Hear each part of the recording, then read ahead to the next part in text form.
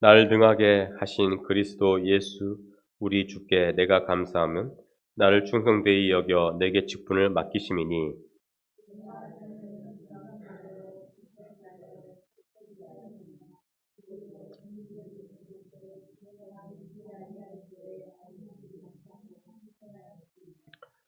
우리 주의 은혜가 그리스도 예수 안에 있는 믿음과 사랑과 함께 넘치도록 풍성하였도다.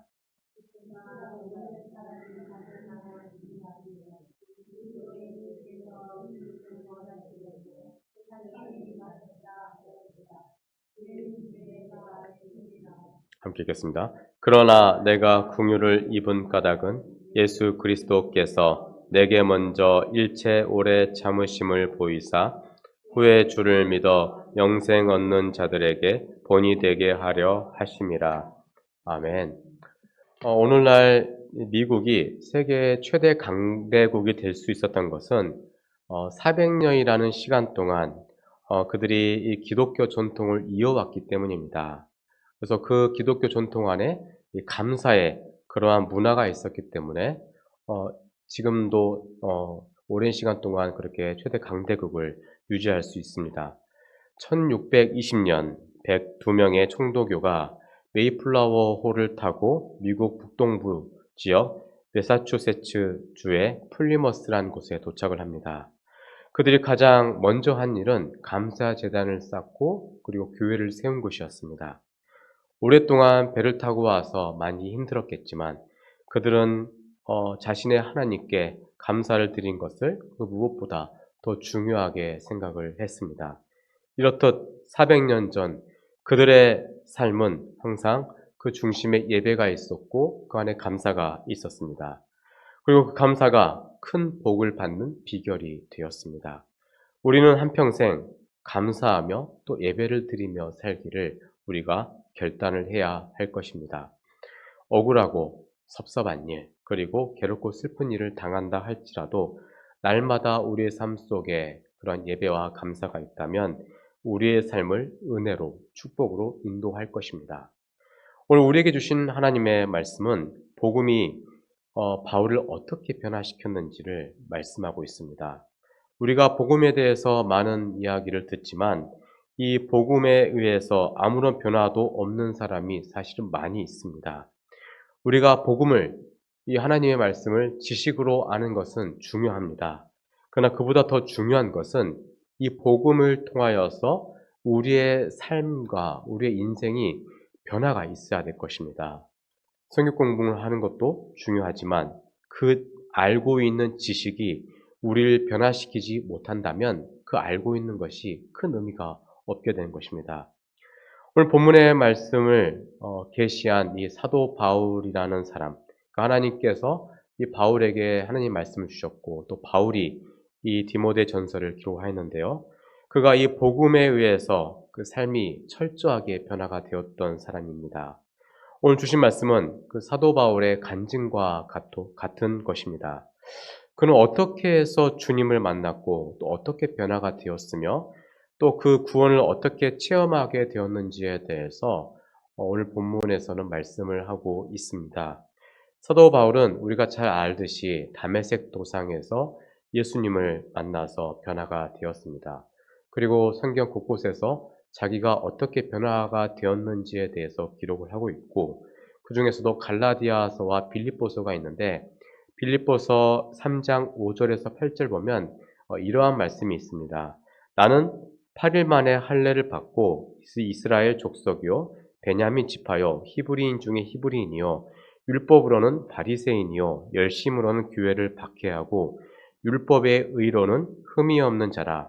그러나 무엇이든지 내게 유익하던 것을 내가 그리스도를 위하여 다 해로 여길 뿐더러 또한 모든 것을 해로 여김은 내 주 그리스도 예수를 아는 지식이 가장 고상하기 때문이라 라고 말씀하고 있습니다.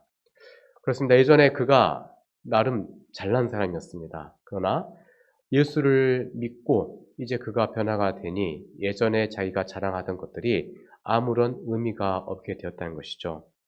우리가 바울의 신앙 간증을 통하여서 늘 그가 같은 내용을 이야기하고 있다는 것을 알 수가 있습니다.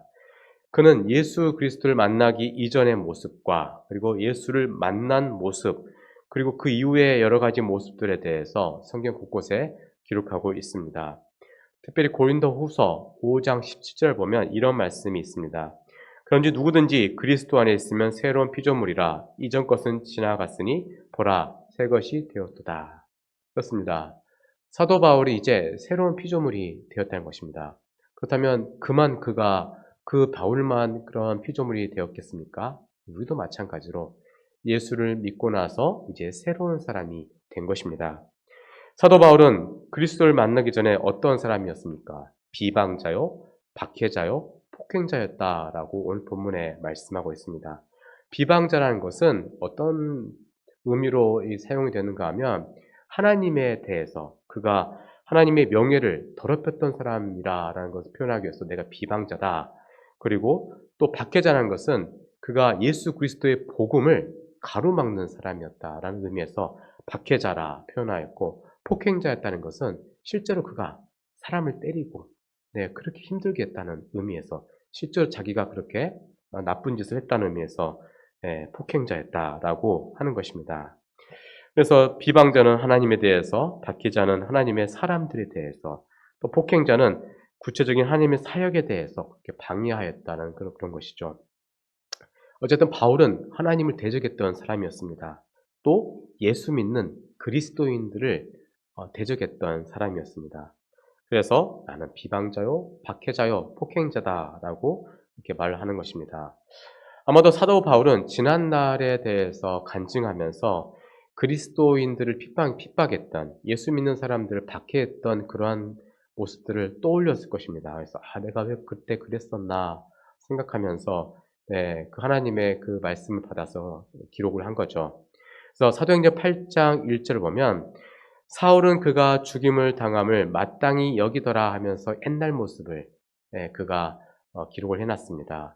그러니까 예전의 이름이 사울이었죠. 바울이나 사울이나 같은 이름이긴 하는데 예전의 이름을 사울로 기록을 했는데 예수를 만나기 전 그가 이 스데반 집사를 박해하고 죽였던 내용을 사도행전 8장에서 기록하고 있습니다. 그래서 그때 사도 바울이 예전에 스데반 집사를 죽였을 때 자기는 그게 당연한 걸로 생각을 했죠. 이건 마땅하다. 스데반 집사 같은 사람은 이 세상에서 없어져야 되는 사람이다 라고 생각을 했다는 것이죠. 그리고 그것을 즐겼다고 고백을 합니다. 그래서 그가 진짜 박해자였고 폭행자였다라고 하는 말이 실제 그랬던 것이죠. 자, 그것이 당연한 일이겠습니까? 그게 얼마나 하나님의 일을 가로막는 일이었겠습니까? 그래서 사도행전 9장 1, 2절을 보면 이런 말씀이 있습니다.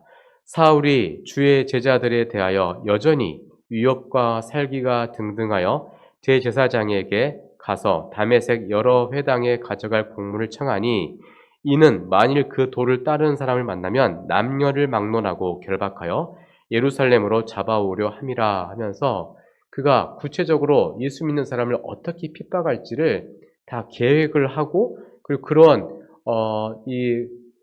그 권세를 그가 받아서 그렇게 하려고 했다는 것이죠. 한때 얼마나 그 살기가 등등했던 모습이었겠습니까? 남녀를 불문하고 모두 다 잡아오려 하는 그러한 위협과 살기가 있었던 사람. 그래서 나는 한때는 대단한 비방자였고 대단한 박해자였고 대단한 폭행자였다라고 그렇게 힘주어서 고백을 하는 것입니다. 왜 그가 그러한 불쌍한 인생을 살았겠습니까? 본문에 기록되어 있는데요. 13절을 보면 내가 믿지 아니할 때 알지 못하고 행하였음이라 라고 기록되어 있습니다. 자, 그렇습니다. 믿지 않아서 그랬다는 거죠. 믿음이 없었다는 것입니다. 사실 우리의 모든 죄에 대한 근원은 우리의 모든 이 문제의 근원은 죄이죠, 죄. 죄 때문에 다 모든 게 일어나는데 그 죄 중에 가장 심각한 죄가 뭐냐? 믿음 없음이 가장 큰 죄입니다. 그래서 요한 1서에서 믿음 없음이 큰 죄다라고 말씀하는데 내가 그러한 믿음이 없었던 사람이다 라고 고백을 합니다. 요한복음 16장 9절 보면 죄에 대하여라 함은 그들이 나를 믿지 아니하며 하면서 예수님께서도 나를 믿지 않는 것이 죄다라고 말씀하셨습니다. 자, 이러한 이 예를 구약에서 찾자라고 하면 느부갓네살 왕을 우리가 들 수가 있습니다. 느부갓네살 왕은 바벨론의 왕이었습니다. 그는 당시 세계에서 가장 큰 힘과 지위를 가지고 있었던 사람이었습니다. 권력과 명성이 최고에 올랐을 때 그는 왕궁의 그 지붕을 거닐다가 이러한 이야기를 했죠.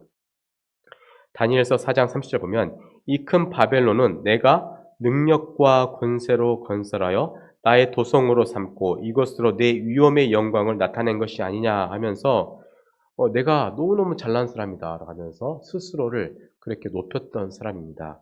근데 그걸 누가 준 것입니까? 그 권세, 그 힘, 그 지위 누가 준 것입니까? 하나님이 주신 것이죠. 그런데 그때 하늘에서 소리가 들립니다. 다니엘서 4장 30, 31절 보면 이 말이 아직도 나 왕의 입에 있을 때에 하늘에서 소리가 내려 이르되 느부갓네살 왕아 네게 말하노니 나라의 왕위가 네게서 떠났느니라. 네가 사람에게서 쫓겨나서 들짐승과 함께 살면서 소처럼 풀을 먹을 것이요 이와 같이 7대를 지내서 지극히 높으신 이가 사람의 나라를 다스리시며 자기의 뜻대로 그것을 누구에게든지 주시는 줄을 알기까지 이르리라 하더라 라고 기록되어 있습니다. 너에게 준 그 권세, 그 부, 그 명예를 누가 주었는지를 네가 알기까지 비참한 인생을 살게 될 것이다라고 말씀하신 것이죠. 마늘하늘의 날벼락 같은 그런 음성이었습니다. 근데 정말로 그의 머리털은 독수리 털같이 그의 손톱은 새 발톱같이 변하여 짐승처럼 변하게 되었습니다. 누가 왕궁에 이러한 사람을 왕으로 앉히겠습니까? 누가 이런 사람을 느부갓네살 왕이라고 말하겠습니까? 결국 왕궁에서 쫓겨나서 그가 들에서 소처럼 풀을 뜯어먹으면서 살게 됩니다. 그는 한때 자신이 최고라고 생각을 했었죠. 그는 이러한 한 줌의 영광을 자랑스러워하면서 이 모든 것이 자기에게서 나왔다라고 생각을 했습니다. 그는 모든 것이 하나님으로부터 나온다는 것을 믿지 않았던 것. 그게 가장 큰 죄였습니다. 그래서 나중에 정해진 시간이 지나서 다시 왕으로 복귀하게 되는데 그가 복귀했을 때 이런 고백을 합니다.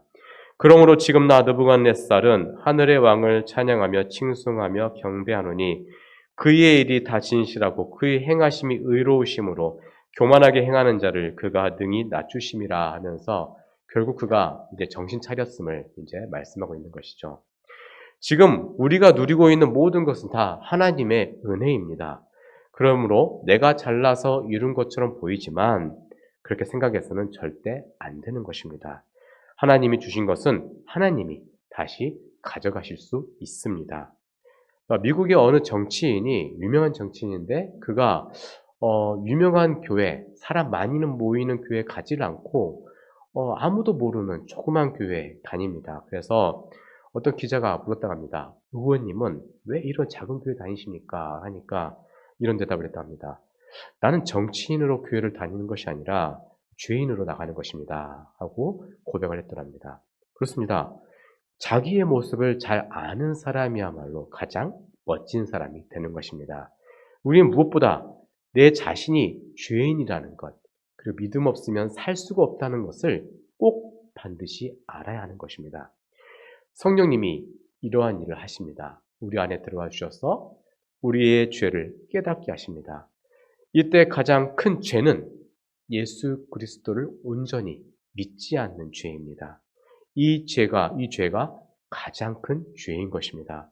성령께서 우리의 마음에 오셔서 우리의 죄를 깨닫기 전까지는 우리는 그것을 깨달을 능력도 없고 마음도 없습니다. 그러나 이 성령님께서 믿지 않았던 것을 이제 믿게 하시고 깨닫게 하시고 우리가 얼마나 큰 죄인임을 깨닫는 그 순간부터 우리에게 희망이 생기는 것입니다. 그때부터 우리가 살 수가 있는 것입니다. 바울은 그리스도를 믿지 않았기 때문에 비방자요, 박해자요, 폭행자였습니다. 그리고 자신을 가리켜 15절 보면 죄인 중에 내가 괴수라라고 표현합니다. 그래서 자기가 예전에 예수를 믿는 사람들을 죽이는 일에 앞장섰다는 것을 강조하면서 이야기를 합니다. 아마도 스데반 집사를 죽였던 것을 아마 크게 생각을 했을 것입니다. 단순히 그냥 나는 죄인 중에 괴수입니다가 아니라 온 마음을 다해서 진짜 내가 죄인 중에 괴수입니다라는 그러한 그 마음의 중심에 그 마음이 있었던 것이죠. 하나님은 이러한 바울을 어떻게 구원시키셨습니까? 오늘 본문 13, 14절을 보면 내가 전에는 비방자요 박해자요 폭행자였으나 도리어 궁유를 입은 것은 내가 믿지 아니할 때 알지 못하고 행하였습니다.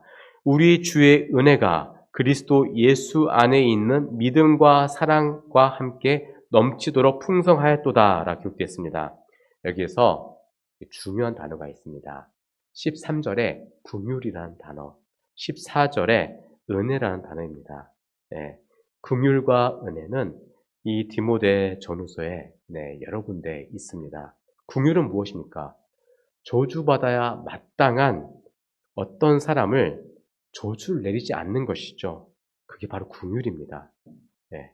그리고 하나님 앞에 서면 온전하게 설 수 없음에도 불구하고 우리를 설 수 있도록 그렇게 우리를 세워주시는 것. 이게 긍휼입니다. 네, 하나님은 우리를 긍휼히 여겨주셨습니다.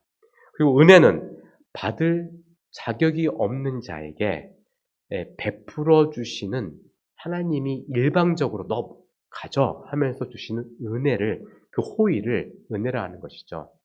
아무런 조건이 안 돼요.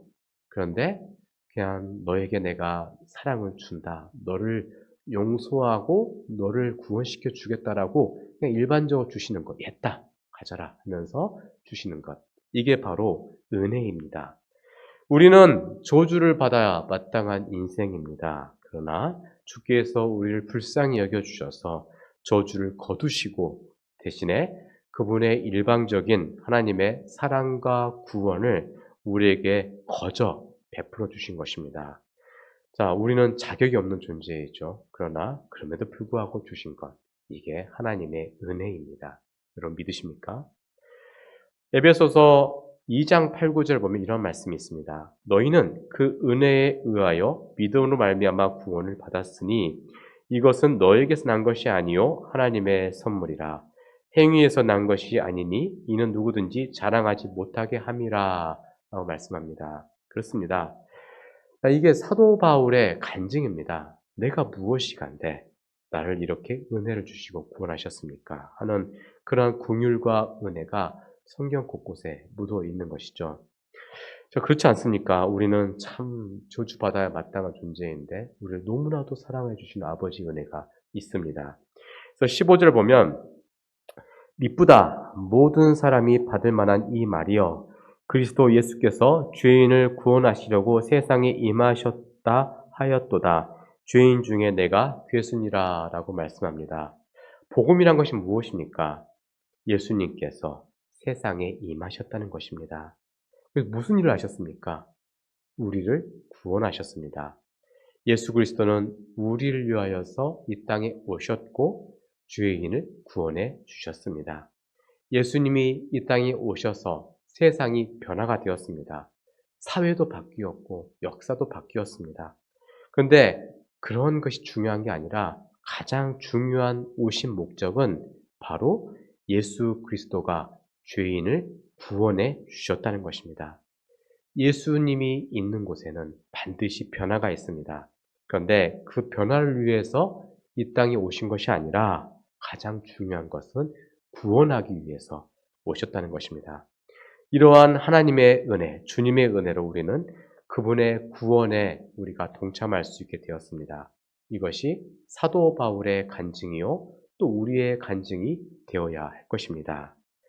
자, 그렇다면 사도 바울이 그리스도를 만난 이후에 어떻게 변했습니까? 그의 삶 속에는 놀라운 일이 일어났습니다. 이제는 믿음의 사람이 되었습니다. 14절 보면 우리 주의 은혜가 그리스도 예수 안에 있는 믿음과 사랑과 함께 넘치도록 풍성하였도다 라고 기록합니다. 바울에게 있어서 믿음이라는 단어는 너무나도 감격스러운 단어였습니다. 지금까지 예수를 믿지 않았지만, 그전 예수를 믿지 않았지만, 이제 바울이 예수를 믿게 되었고, 그리고 이제 믿음으로 살게 되었다는 것이 사도 바울에게서 너무 감격스러운 은혜였습니다. 이전에 바울은 그리스도를 미워했습니다. 그리고 이유 없이 괜히 예수 믿는 사람을 박해했었습니다. 네, 그러나 예수님은 이러한 죄인된 바울을 구원해 주셨습니다. 그런데 예수님은 사실은 그 구원받는 백성들이 아닌 사람들이 어려움을 당하는 것은 당연한 일이다라고 말씀을 해주셨습니다. 요한복음 15장 18, 19절에 보면 이런 말씀이 있습니다. 세상이 너희를 미워하면 너희보다 먼저 나를 미워하는 줄 알라. 너희가 세상에 속하였으면 세상이 자기의 것을 사랑할 것이나 너희는 세상에 속한 자가 아니요 도리어 내가 너희를 세상에서 택하였기 때문에 세상이 너희를 미워하느니라. 그렇습니다. 우리가 예수를 믿기 때문에 어려움을 당하는 것입니다. 세상에 속하지 않았기 때문에 세상에 속한 사람들이 우리를 미워하고 박해하는 것입니다. 그래서 복음과 예수 그리스도를 이해하지 못하는 세상 사람들을 예수를 믿는다는 이유 때문에 우리를 박해합니다. 바울도 그리스도를 만나기 전에는 그랬었습니다. 그가 이전에 얼마나 그리스도를 미워하고 그리스도인들을 얼마나 미워했는지를 성경 곳곳에 있습니다. 그러나 이제 구원받고 이제 옛날과는 다르게 예수 믿는 사람들을 사랑하게 되었죠. 미움이 사랑으로 바뀌게 된 것입니다. 그래서 이후에는 예수 그리스도의 제자가 되었습니다. 12절 보면 나를 능하게 하신 그리스도 예수 우리 주께 내가 감사함은 나를 충성되이 여겨 내게 직분을 맡기심이니 라고 기록되어 있습니다. 이제 제자가 되었기 때문에 이제 그의 삶은 놀라운 변화가 있는데 주님께서 자기에게 직분을 주셨다는 것입니다. 어떤 직분입니까? 1장 1절을 보면 우리 구주 하나님과 우리의 소망이신 그리스도 예수의 명령을 따라 그리스도 예수의 사도된 바울은 이라고 기록되어 있죠. 사도가 되었다는 것입니다. 사도라는 이 단어의 원문의 이 표현의 뜻은 보냄을 받은 자입니다. 그러니까 하나님의 보내심을 받아서 내가 이렇게 있다는 것입니다. 하나님께서는 이방인들에게 복음을 전하기 위해서 사도 바울을 택하셨고 또 그를 보내셨습니다. 그래서 바울이 이렇게 고백하죠. 나를 충성되이 여겨 직분을 맡기심이니 라고 기록되었습니다. 충성되이 여겼다라는 것은 주님이 나를 믿어주셨다는 것입니다. 네. 전에는 비방자요, 박해자요, 폭행자였지만 나를 믿어주셔서 사도로 삼아주셨다는 것. 이게 사도 바울의 고백입니다. 얼마나 큰 감격이 있었겠습니까? 더구나 날 능하게 하신 그리스도 예수 우리 주께 내가 감사함은 라고 고백하고 있는데요. 일을 맡기실 때 행할 수 있는 그 일을 할 수 있는 능력도 주셨기 때문에 나를 능하게 하신 예수 그리스도께라고 표현하고 있습니다. 그냥 보낸 게 아니고 보내실 때는 그 맡겨진 일에 감당할 수 있는 능력을 주셨다는 것입니다. 우리도 마찬가지입니다. 우리가 하나님의 일을 할 때 우리가 능력이 있어서 하나님 일을 하는 게 아니라 하다 보니까 능력이 생기는 것입니다. 그래서 하나님의 일을 맡은 자들에게는 주저할 필요가 없습니다. 가면 되는 것입니다.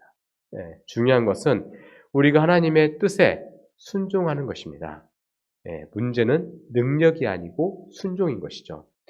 본문에서는 주님이 왜 바울과 같은 사람을 구원하셨을까에 대한 그런 질문에 대하여 두 가지 결론을 내립니다. 16절을 보면 그러나 내가 궁유를 입은 까닭은 예수 그리스도께서 내게 먼저 일체 오래 참으심을 보이사 후에 주를 믿어 영생 얻는 자들에게 본이 되게 하려 하심이라 라고 말하고 있습니다. 이것을 다른 말로 표현하면 이런 표현이죠. 하나님을 반역하고 하나님의 사람들 핍박하였고 하나님의 일을 망치게 했던 나 바울과 같은 사람까지도 참으셨고 나를 긍휼히 여겨주셨습니다. 네, 참으셨고 긍휼히 여기셨기 때문에 그 은혜로 우리를 구원해 주셨습니다. 이것이 우리 주변의 모든 사람들에게 영생의 복음을 전하는 모범으로 그렇게 삼으신 겁니다. 라고 고백을 하고 있는 것입니다. 자, 그렇습니다. 참으시고 긍휼히 여기셨기 때문에 그 사역을 감당할 수 있는 것이죠. 그리고 이러한 내용을 하고 나서 이제 그가 마지막으로 17절 보면 이제 마지막 찬송 한 곡을 한 절을 넣었습니다. 17절인데요. 함께 읽겠습니다. 17절 찾아보시고요. 자, 시작. 영원하신 왕 곧 썩지 아니하고 보이지 아니하고 홀로 하나이신 하나님께 존귀와 영광이 영원 무궁하도록 있을지어다. 아멘. 이게 바울의 찬송곡입니다. 네. 인생의 이제 끝 마무리를 살고 있는 바울. 이제 그가 곧 이제 로마의 군인들에 의해서 죽임을 당할 것인데 죽기 전에 찬송 한 곡 하고 그가 이제 죽는 것입니다. 네, 이러한 모습이 그에게 있었던 것이죠. 우리도 죽는 마지막 그날까지 최선을 다하고 살고 찬송 한 곡 하고 인생을 마무리해야 되지 않겠습니까? 이제 대한민국 이야기인데 순천에 순천 동부교회라는 곳이 있다고 합니다. 저도 뭐 책으로만 이분을 뵀는데 이분은 이제 장로님으로 섬기다가 소천하신 분 계시는데 김응선 장로님 되게 유명한 분이십니다. 예전에 한때 그 기독교 신문에 많이 나왔던 분인데 이분이 농사를 지으면서 8남매를 키우셨다 합니다. 너무 가난해가지고 장로님인데 정장 한 발이 없었다고 합니다. 그래서 이제 처음 장로가 돼가지고 대표 기도를 이렇게 하러 올라갔는데 아마도 다른 분들이 말렸나 봅니다. 그렇게 옷을 양복 안 입고 허름하게 입고 가시면 안 됩니다. 해가지고 못 올라갔다고 합니다. 그래서 이런 이제 고백을 했다고 합니다. 가난한 것은 저 혼자로 족합니다. 이 가난은 대물림하지 않게 해주십시오 하면서 그렇게 기도를 했다고 합니다. 근데 이분이 이제 새벽 기도를 목숨을 걸고 했었고 또 가정 예배를 목숨을 걸고 했는데 결론적으로 보면 엄청난 집안이 되었죠. 그 집안에 교육가 1명, 그리고 기업 회장이 2명이 나왔고 국회의원 1명이 나왔고 그리고 법무부 장관하고 국정원장을 지낸 법조인 1명이 나왔답니다. 이분이 자녀들에게 이렇게 이야기했답니다. 하루를 기도로 시작하고 그리고 큰 비전을 품고 살고 겸손하고 꿀벌처럼 남에게 유익을 주고 또 나라와 민족을 위해 기도하고 또 신앙과 기업을 가업을 위해 이어라 그리고 이웃에게 봉사하라 하면서 자녀들이 장로 권사가 되기를 위해서 기도했는데 다 그렇게 되었다고 합니다. 그래서 지금도 이제 그 후손들이 매년 초에 이렇게 모여서 예배를 드리는데 한 120명 정도 모인다고 합니다. 자, 여러분 우리도 그런 인생을 살아야 되지 않겠습니까? 내 후손들이 이런 믿음의 가업이 있는다면 얼마나 영광이 되겠습니까?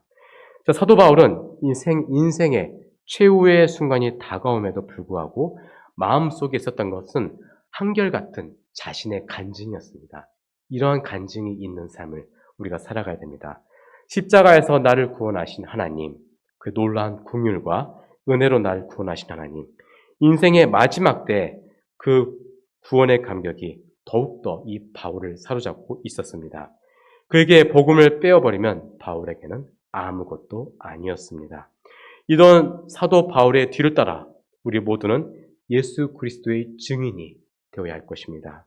믿음 없었던 우리에게 하나님의 긍휼과 은혜로 변화시켜 주셔서 믿음의 사람, 하나님의 사람, 사랑의 사람, 예수 그리스도의 제자가 되게 하셨습니다. 이제는 선택받은 이들에게 본이 되게 하시고 영광과 존귀가 되게 하신 그 영원하신 하나님을 영원토록 찬양하시고 아름다운 가업을 이어나가시길 주의 이름으로 축원드립니다. 기도하겠습니다. 사랑이 많으신 하나님, 우리는 늘 없는 것 때문에 원망하고 불평합니다. 그러나 이제 말씀으로 변화되게 해주시옵시고 말씀의 사람이 되게 해주시옵시며 있는 것으로 만족하고 감사하게 해주시옵소서. 늘 하나님께 영광 돌리고 마지막까지 충성하게 하여 주옵소서. 감사드리며 우리를 구원하신 예수님 이름으로 기도드렸습니다. 아멘.